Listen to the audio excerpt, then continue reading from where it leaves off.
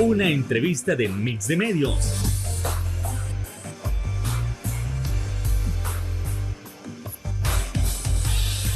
Que aborda frontalmente los problemas de El Salvador con los verdaderos protagonistas y plantea soluciones.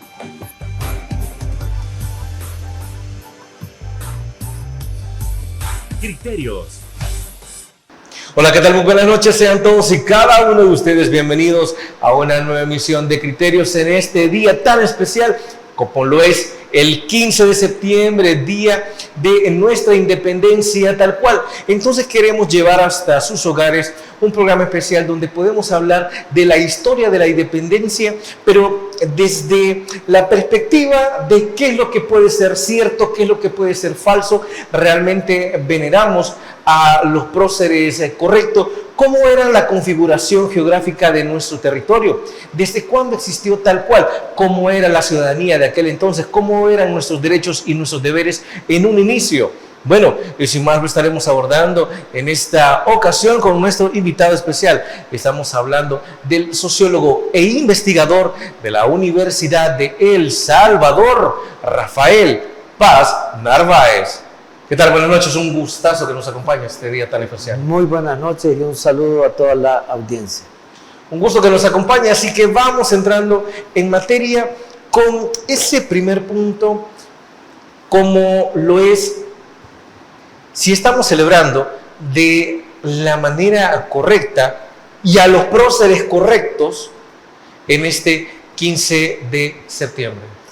Bueno, yo diría que ya hay una tradición que reconoce a algunas personas, hombres especialmente, como próceres, pero sí creo que hay imprecisiones históricas en la manera en que se enseña el acontecimiento de la historia de la independencia en El Salvador. Para empezar, el 15 de septiembre lo que ocurrió fue la independencia de Centroamérica. El Salvador en ese momento, el 15 de septiembre de 1821, aún no existía ni siquiera como provincia. Era Alcaldía Mayor de Sonsonate e Intendencia de San Salvador. Y el 21 de septiembre, 6 días después de la independencia de Centroamérica, se conforma la provincia de El Salvador para formar parte de las Provincias Unidas de Centroamérica.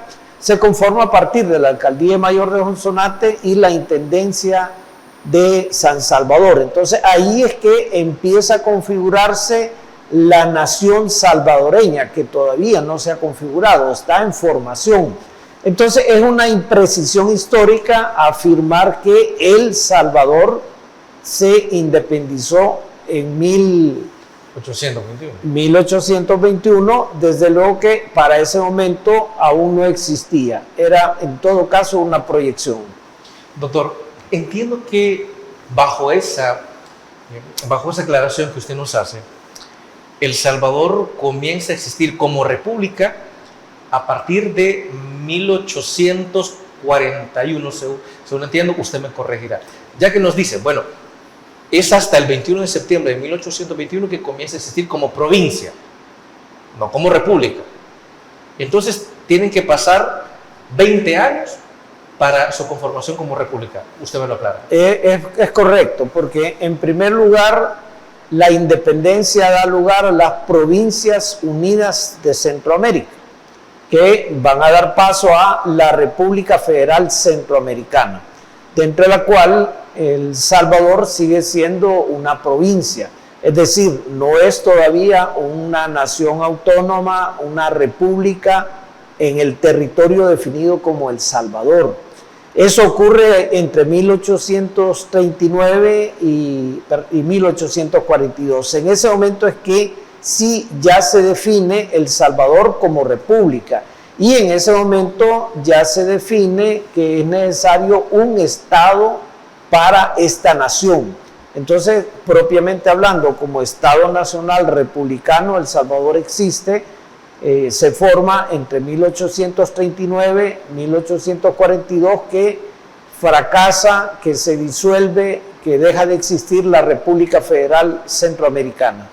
Entonces, como tal, como salvadoreños, ¿qué se supone que celebramos este 15 de septiembre propiamente, si ni siquiera existíamos como provincia? Sí, bueno, se celebra indudablemente y hay motivo para hacerlo, la independencia de la corona española de Centroamérica. De la región, claro. De la región centroamericana. Por eso el acta de independencia es un acta que se firma en Guatemala. La Capitanía General. La Capitanía General de Guatemala, y es la independencia de todas las provincias de Centroamérica, incluyendo el territorio que próximamente, ¿verdad?, en unos días va a ser la provincia de El Salvador. Ok, eso al menos para comenzar, ¿no? A ver, siempre en la historia se nos ha comentado sobre la lucha que se tenía por la corona española, contra la corona española, por la independencia tal cual, pero nosotros entendemos que en ese periodo, a partir de 1821, no es que la región centroamericana fuera enteramente independiente, porque hubo dos intentos para poder anexarse a otras naciones o a otros imperios en este caso. El primero de ellos, el imperio mexicano, ¿sí?, que quería tomar parte a Centroamérica, ¿no? Y el segundo fue el intento, y usted me corregirá, por parte de Francisco Morazán, si no me equivoco, de intentar anexar a la región a Estados Unidos. ¿Cómo podemos ver eso? Sí, son las razones geopolíticas, ¿no? En México, la independencia, pese a que es una independencia inicialmente con un empuje popular, más orientado hacia la República, quien la concreta son todas las constelaciones de fuerzas sociales que apoyaban a Agustín de Iturbide, que es una independencia prácticamente monárquica. Es decir, en otras palabras, una independencia que inclusive quería que uno de los descendientes de la Casa Real Española se trasladara a México y formara un reino en México, de la misma manera que sucedió en Brasil, ¿no? Que Brasil se independiza, pero se forma allí una monarquía inicialmente. Entonces, una monarquía independiente, pero monarquía. Ahora, en México, Agustín de Iturbide, pese a que realmente concreta en muchos aspectos la independencia de México, no es muy reconocido realmente como prócer de la independencia por este sesgo monárquico que le da la independencia de México. Y la independencia de México se reconoce muchísimo más a Morelos, ¿no?, que a Iturbide. Iturbide tenía la pretensión de mantener lo que era el virreinato de México, que incluía de una u otra manera la Capitanía General de Guatemala. Por eso que para ellos era de cierta lógica geopolítica al uso, sí, mandar tropas a Centroamérica para anexarse a Centroamérica. ¿Qué ocurre en el caso de los Estados Unidos? Entiendo que Francisco Morazán envía un comunicado, envía una carta, evidentemente tarda días en llegar hasta Washington, pero Estados Unidos jamás le responde. Pareciera que no tenían interés en que se pudiera anexar un buen territorio como nuestro. Sí, no estoy seguro que el autor de la carta sea meramente Morazán, pero sí hubo una carta. Entendemos que hubo una carta que viene más de los próceres, entiendo, que se veneran, ¿verdad? Pero el punto es el siguiente: en ese momento Estados Unidos todavía no tiene un potencial expansionista. Estados Unidos todavía son las 13 provincias, ¿no?, las 13 colonias, todavía no se ha extendido al oeste. Todavía entiendo yo que estaba comprándole Florida a los españoles. Y bueno, pero ya se había independizado de los ingleses. Ya estaba independiente de los ingleses, pero todavía no era la nación imperialista, la gran potencia imperialista que llega, y por lo tanto para Estados Unidos, aunque hubiese querido, en ese momento no hubiese podido. Cosa que es diferente en 1857, cuando viene la invasión llamada filibustera de William Walker a Nicaragua, que ya es otras décadas después, ¿no? Entonces, en ese momento, esa declaración queda como una declaración, por lo menos que se pueda decir, utópica, irreal. Bueno, con esto nos vamos a ir a la primera pausa comercial. Por favor, no nos cambie. Ya regresamos en Criterios.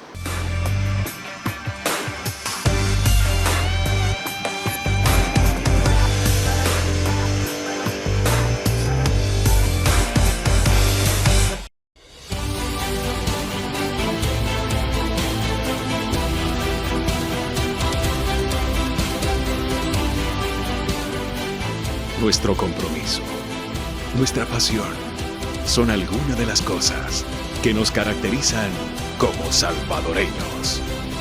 Farmacia La Buena, la farmacia de todos.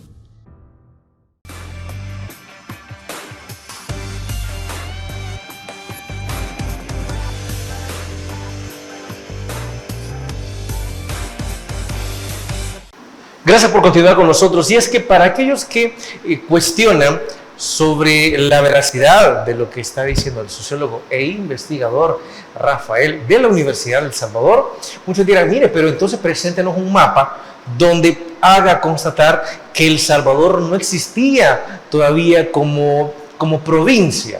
Entonces entiendo que usted nos ha traído un mapa por ahí de Hay dos mapas, uno de 1796 y otro de 1804. Ok, entonces vamos a pedirle a la producción que nos ponga el mapa de 1796. A ver, por favor, Rafael. Bueno, la característica de este mapa es que aquí se reconoce la provincia de Honduras. Por supuesto, la cartografía es muy inexacta para aquella época, ¿verdad? Sin embargo, se reconoce la existencia ahí de Honduras, la existencia de Nicaragua, la existencia de Guatemala, de Costa Rica, pero cualquiera que lea con atención el mapa verá que no existe El Salvador. Existe San Salvador, existe Apopa, existe San Miguel, existe Sonsonate, pero lo que es el territorio ahora reconocido de la nación salvadoreña, en aquel momento formaba parte de la provincia de Guatemala, y estamos hablando un par de décadas antes de la independencia del Salvador, ¿no? O la independencia de Centroamérica y posteriormente la independencia del Salvador. Tenemos otro mapa también, ¿no? El otro mapa es este es un mapa italiano, este otro mapa es un mapa inglés. Este mapa tiene las características semejantes si nosotros hacemos una aproximación a la costa de lo que ahora es El Salvador. Vamos a ver, vamos a pedir a la producción que nos haga el favorcito para poder engrandecer un poco más ese mapa. Podemos aproximar un poco más, sí, y centrarlo, ¿no? Ok, ahí uno puede observar, si lo centramos mejor, ahí uno puede observar que en 1804, prácticamente una década antes de la independencia, nosotros tenemos que sigue reconociéndose la existencia de la provincia de Honduras, la provincia de Guatemala, la provincia de Nicaragua, ¿verdad? Costa Rica, pero aún no existe la provincia de El Salvador. San Salvador sí es reconocido como intendencia, Sonsonate como alcaldía mayor. Nosotros vemos en ese sentido que el territorio de El Salvador en este momento todavía no es provincia. De tal manera que cuando se declara la independencia en 1821, el 15 de septiembre, El Salvador aún no existía como provincia, aunque los movimientos políticos de la época, y ahí sí participan los próceres, ¿verdad? José Manuel Arce, Matías Delgado, etcétera, sí llevan la proyección de formar la provincia del Salvador, la provincia del Salvador. A ver, centrémonos en este punto. ¿Cuál es la idea de crear una nueva provincia, de que El Salvador sea la quinta provincia? La idea es que Guatemala había controlado el territorio salvadoreño, tanto en lo eclesiástico como en lo civil, y por lo tanto la recaudación de impuestos, tanto eclesiásticos como civiles, ¿verdad? La recaudación de fondos, se transferían en gran medida a Guatemala. De tal manera que la élite criolla que habitaba acá, pues tenía interés en mantener parte fundamental de esta recaudación, tanto en lo civil como en lo eclesiástico. Por eso es que José Matías Delgado estaba interesado en que también a la provincia le correspondiera un obispado, porque a ese momento no había obispado. Entonces, esta nueva distribución geográfica, esta nueva administración política, administrativa del territorio, iba tanto para lo eclesiástico como para lo civil. ¿Cómo lo podría haber tomado, si es que se conoce, la provincia de Guatemala en aquel entonces? Pues la provincia de Guatemala, de una u otra manera, no tenía un control férreo y estricto sobre las otras provincias de Centroamérica. O sea, hay como se llama, una situación en la cual, por ejemplo, la misma comunicación sobre la independencia tarda en ocasiones meses en llegar a Costa Rica, a Nicaragua. En Nicaragua, cuando llega el acta de independencia, la provincia de Nicaragua, la élite criolla, la provincia de Nicaragua,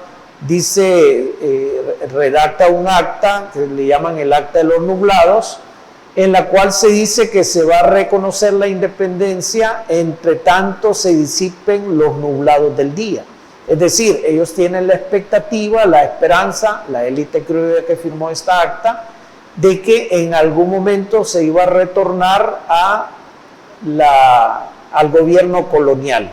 Y dicen, aceptamos la independencia, que se manda a ordenar desde Guatemala, llega semanas después, en tanto no se aclare la situación. Esa es la independencia de Centroamérica, tiene esas peculiaridades. Entonces, no es que Guatemala tuviese un control territorial, como se dice ahora, ¿no? Un control territorial férreo del conjunto de provincias de Centroamérica. Bueno, pero era más grande en aquel entonces, porque entiendo que no sé si ya tenían a Chiapas o Chiapas era todavía parte de las provincias. Chiapas y Verapaz eran provincias independientes de Guatemala como tal. La nación guatemalteca se conforma con Verapaz, pasa a formar parte de la República de Guatemala. En cambio, Chiapas es la provincia de Centroamérica que está bajo la Capitanía General, que esa sí le consideran que les conviene más quedar como un Estado de México. Ok, y ahí Guatemala se resigna o lucha también para que el territorio de Chiapas pues le termine perteneciendo y al que al final lo pierde contra México. No hay ningún tipo de disputa que llegue a las armas. Es algo que se acepta de la misma manera que se acepta la decisión de la élite criolla del Salvador de conformar precisamente El Salvador. ¿Hubo alguna oposición a que se creara la provincia de El Salvador en aquel entonces, ya sacando a Guatemala? Hablemos de las demás provincias. ¿Hubo alguna especie de oposición? No, de hecho no. De hecho, no se tienen registros. El primer presidente de la República Federal es de origen, bueno, ya en ese entonces se podría decir de origen salvadoreño, aunque cuando esta persona nació no existía El Salvador. Pero Manuel José Arce, el primer presidente de Centroamérica, es de origen salvadoreño, lo cual nos da indicios de que también está posicionada la élite de lo que hoy es El Salvador, de la zona, ¿no? Del territorio, está muy bien posicionada en Centroamérica, sobre todo a causa de la exportación de añil. Y sobre todo recordemos que una de las grandes conveniencias de la independencia es que el añil se iba a vender directamente a Inglaterra, porque antes de la independencia el añil debía embarcarse a España y en este caso España lo vendía a Inglaterra. Entonces la independencia, algo que tenía ventaja tanto para Inglaterra como para la élite criolla. Aquí había una gran producción de añil. De hecho, algunos autores que han investigado el tema dicen que después de la independencia El Salvador llegó a producir tanto añil como el conjunto de Centroamérica en la época colonial. Es decir, la producción de añil se incrementó notablemente a partir de la independencia y a partir del comercio directo con Inglaterra. Así con esto nos vamos a trasladar a la siguiente pausa comercial. No nos cambie, ya regresamos en Criterios.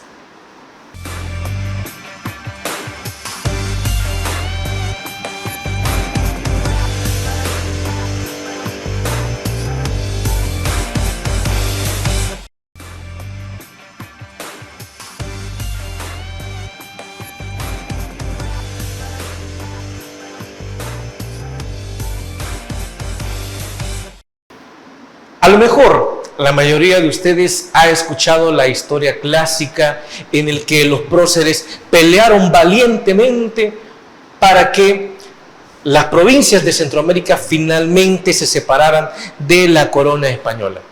Y es que en la mayor cantidad de escuelas eso se les enseña a nuestros niños, o lo que posteriormente se le conoce como la historia blanca, de que todo fue lucha, de que todo posterior a eso fue hermoso, de que después se respiraba paz, libertad, justicia.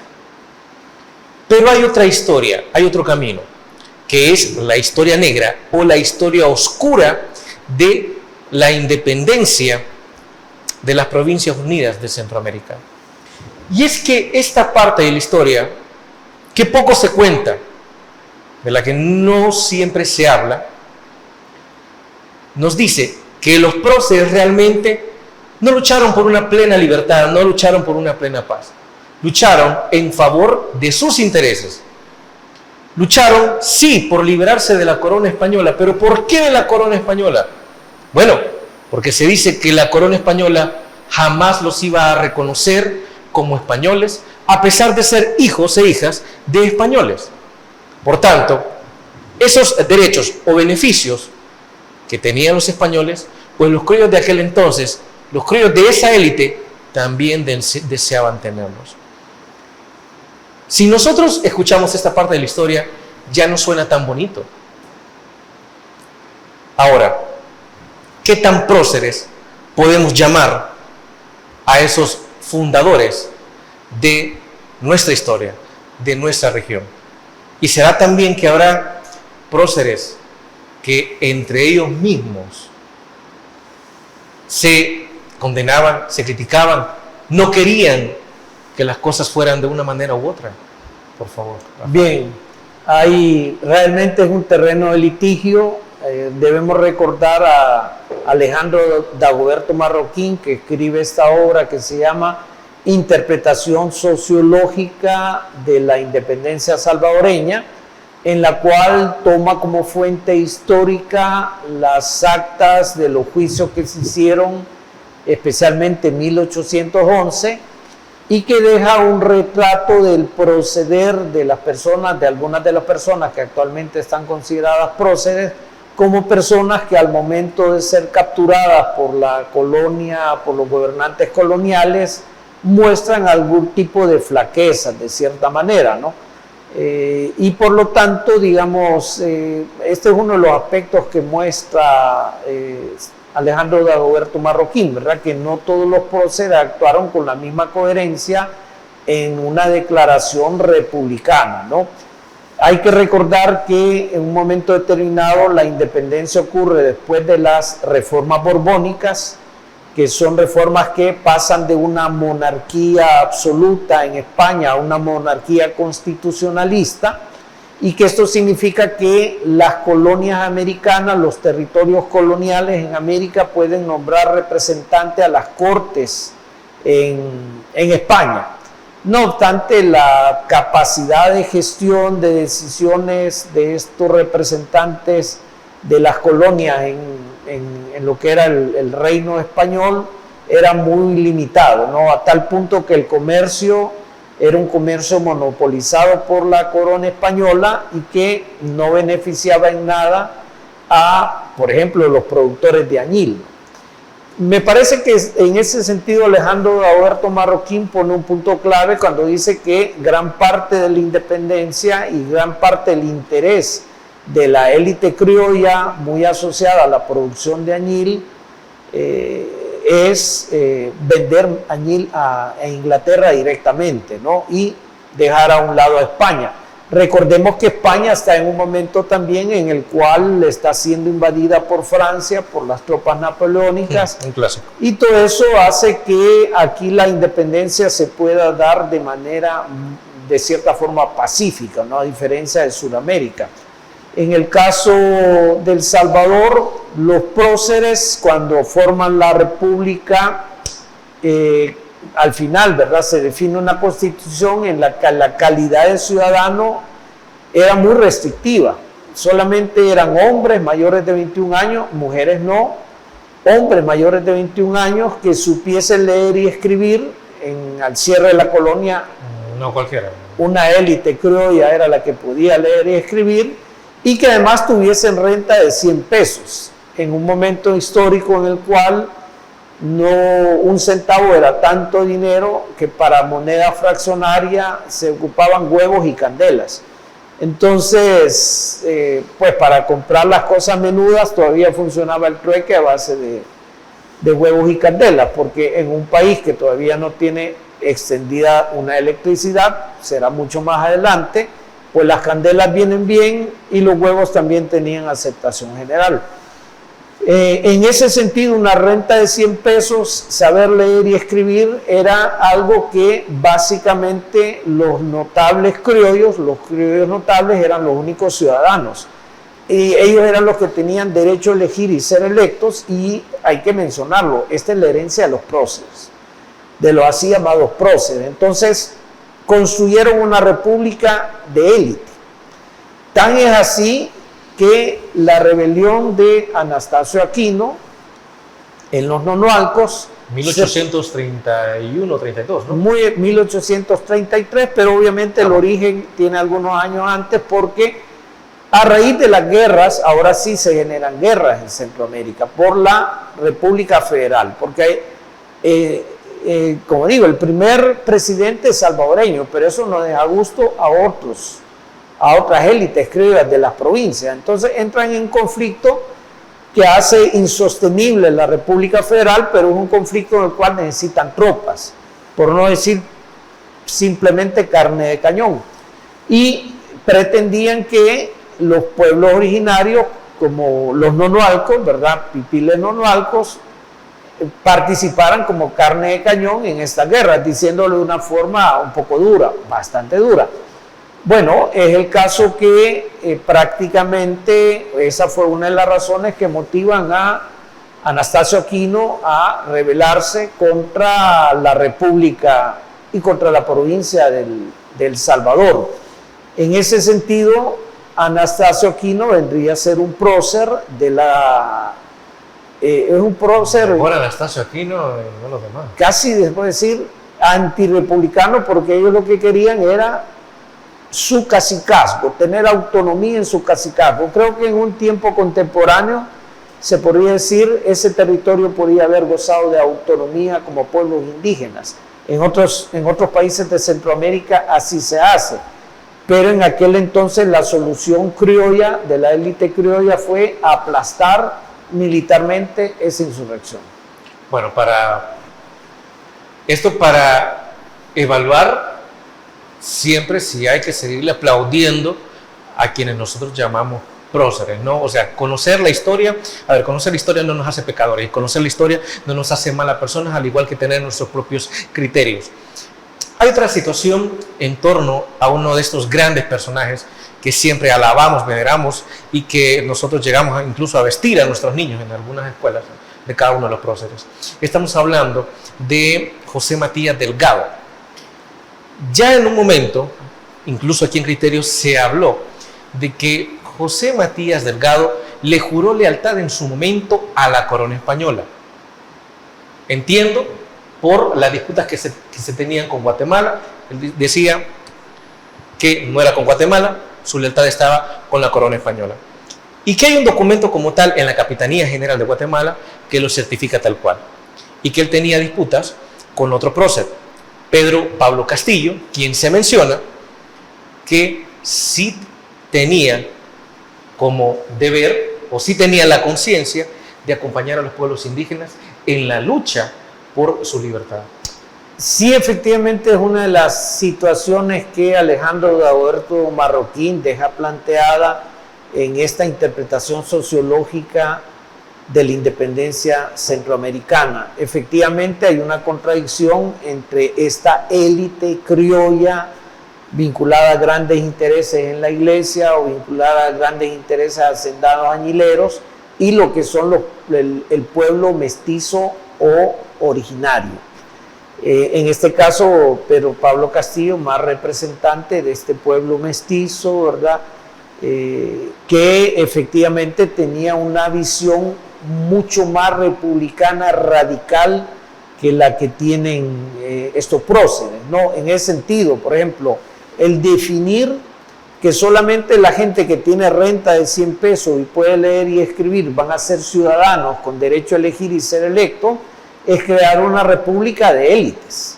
Sí.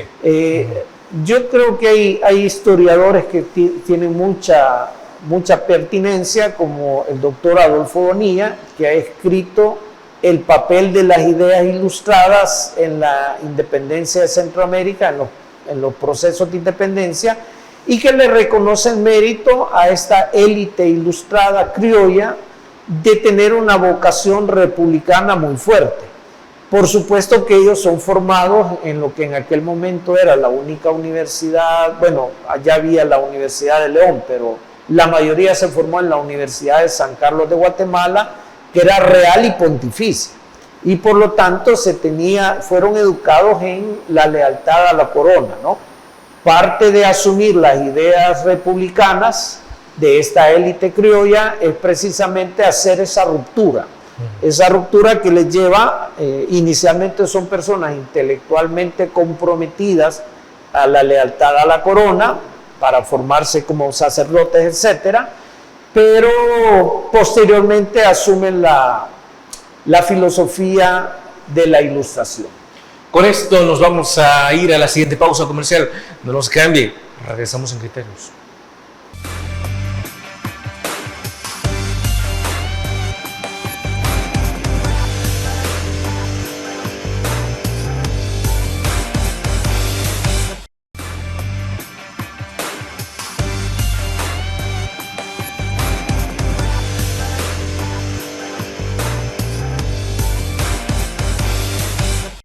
Lo que nosotros estamos haciendo aquí en Criterios es tratar de llevarle a usted esos puntos para que usted realice su propio análisis, para que usted tenga su propio criterio sobre la historia, como ya mencioné, la historia blanca y la historia negra de la independencia de las Provincias Unidas de Centroamérica, de la corona española tal cual.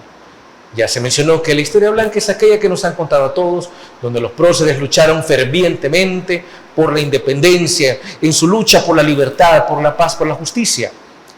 Pero que la otra cara de la historia, la otra cara de la moneda, es que entre ellos mismos había rencillas, que entre ellos mismos había demasiadas diferencias y que no luchaban precisamente por la paz y la libertad, sino por sus propios intereses en su momento.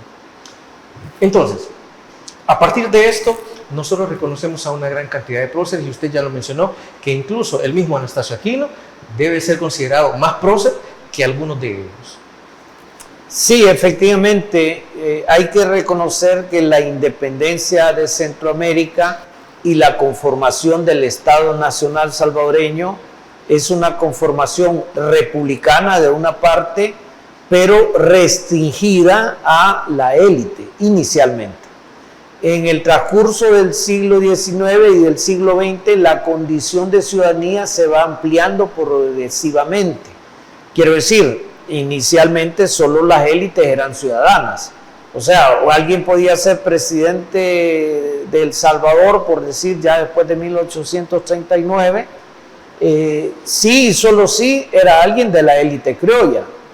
Pero posteriormente, con las décadas y en esto de las disputas en una democracia que va por votos, que se movilizan votantes, se van ampliando la categoría de ciudadanía. Es decir, las élites se ven obligadas a ampliar cada vez más, incluir sectores mestizos, sectores de capas medias, hasta que llegamos a 1929, 1925, en que prácticamente la ciudadanía se reconoce a todos los hombres que han nacido en El Salvador mayores de 18 años. Aún se excluía a las mujeres. Ya en la década de 1930 ya hay mujeres, ¿verdad? Como las del Partido Unionista Centroamericano, ¿verdad? Hay una persona reconocida por el historiador Héctor Lindo, ¿verdad? De apellido Fortín Magaña, que ya está antes de Prudencia Ayala inclusive con posiciones sufragistas, es decir, que las mujeres también deben tener derecho a votar y ser electas. Claro, Prudencia Ayala, que viene de un estrato popular, también en ese sentido viene siendo un prócer de la República, viene siendo un prócer de la nación, claro, muchísimos años después, pero es que las mujeres no tenían derecho a elegir ni a ser electas con la República que nace entre 1821 y 1839. Entonces es una república, sí, es una república inspirada en la filosofía de la Ilustración, sí, pero es una república para unos pocos que casualmente, entre comillas, son la élite enriquecida. Curiosamente, ¿no? Curiosamente. Bien. Hay otro punto que usted nos podrá aclarar, y es que entiendo que la corona española por aquellos días prohibía toda forma de tortura o de maltrato tal cual hacia los pueblos originarios, al menos en América.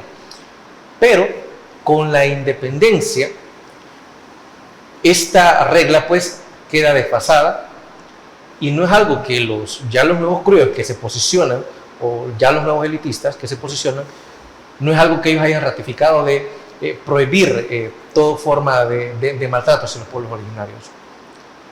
Punto número 1. Y punto número 2.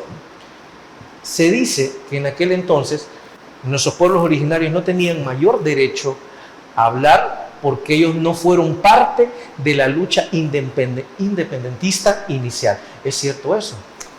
Bueno, no es tan así.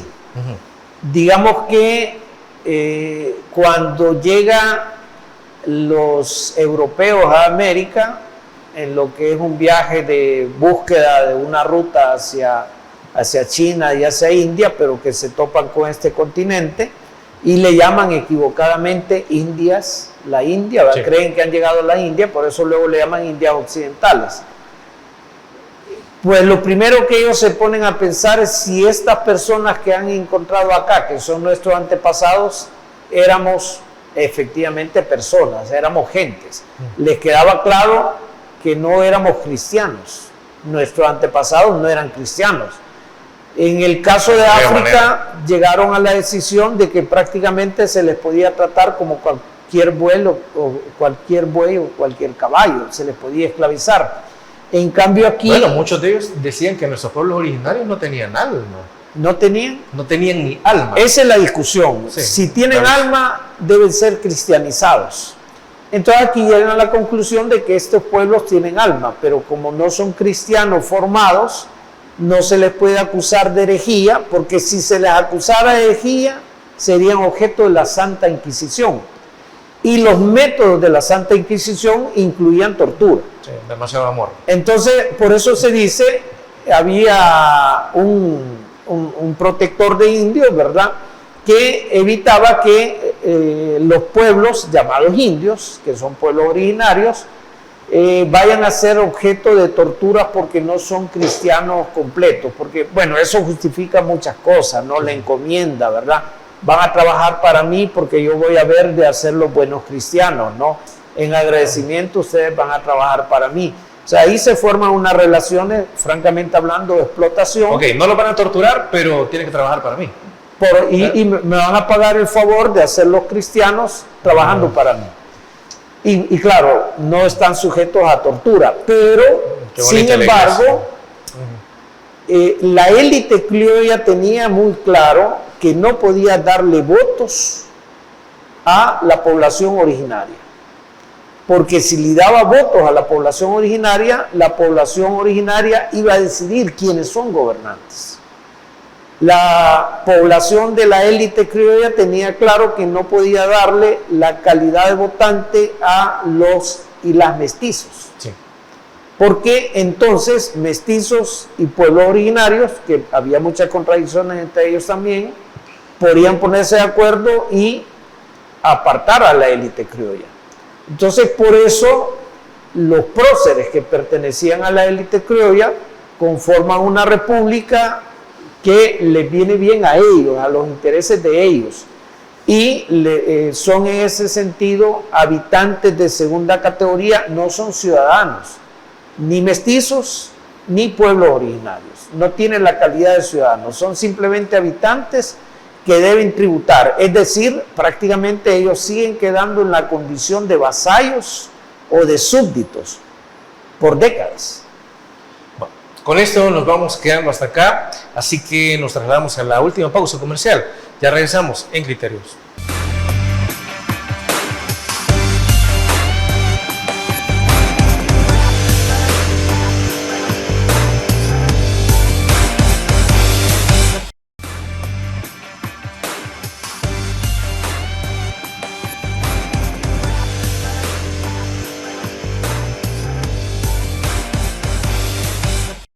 ¿Habrá escuchado en algún momento por ahí?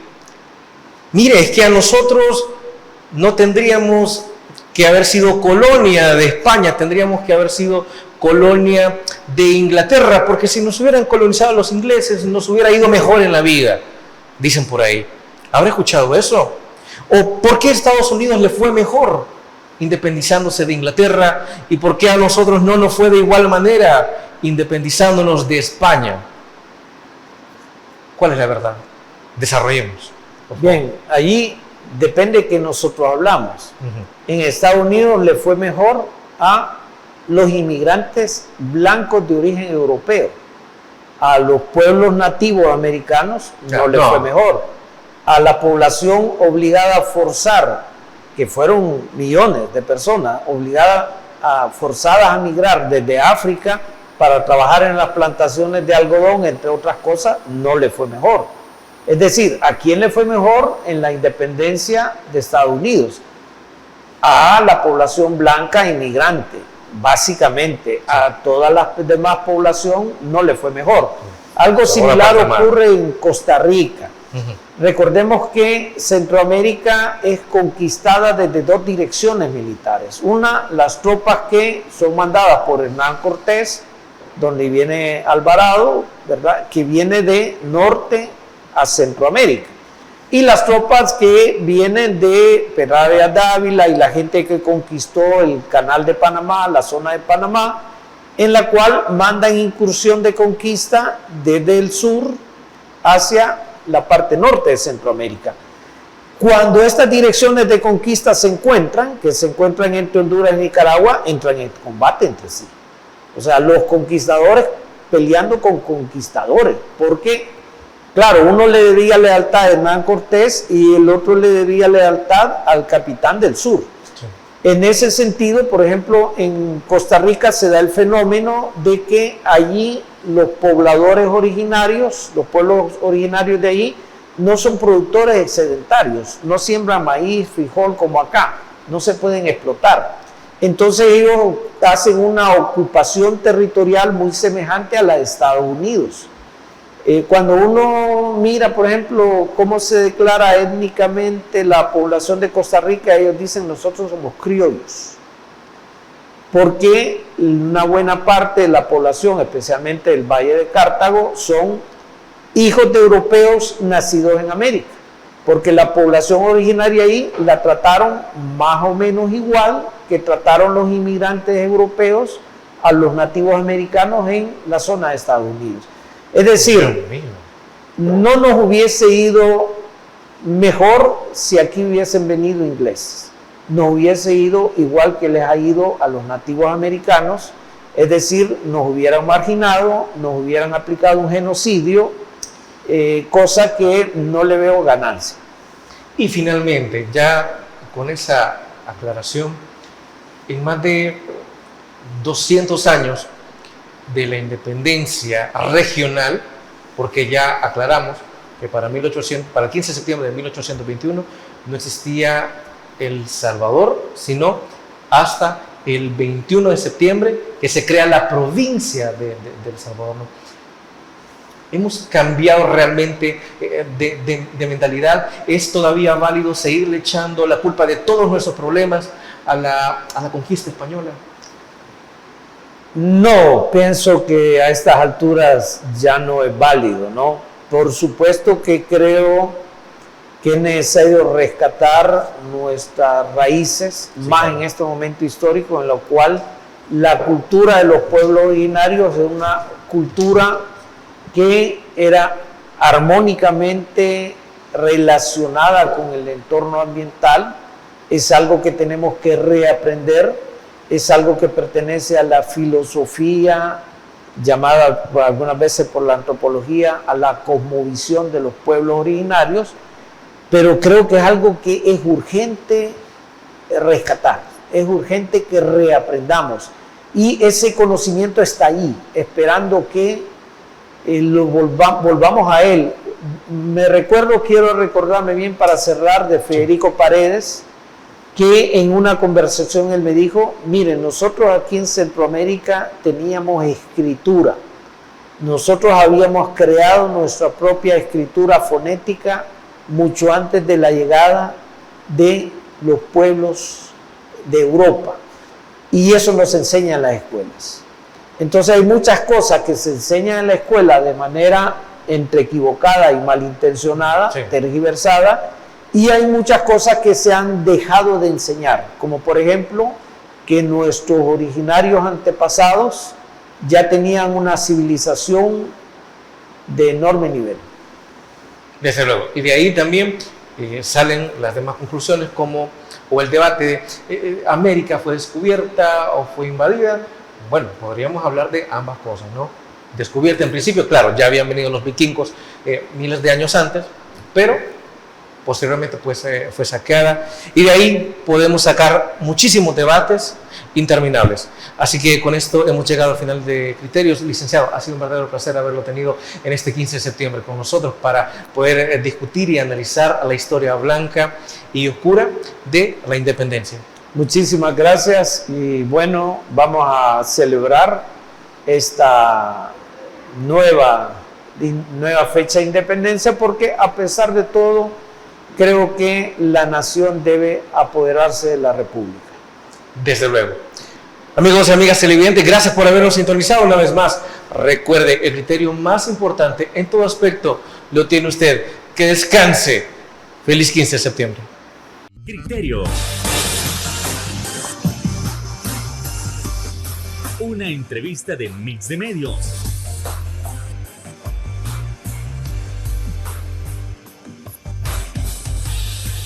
Que aborda frontalmente los problemas de El Salvador con los verdaderos protagonistas y plantea soluciones.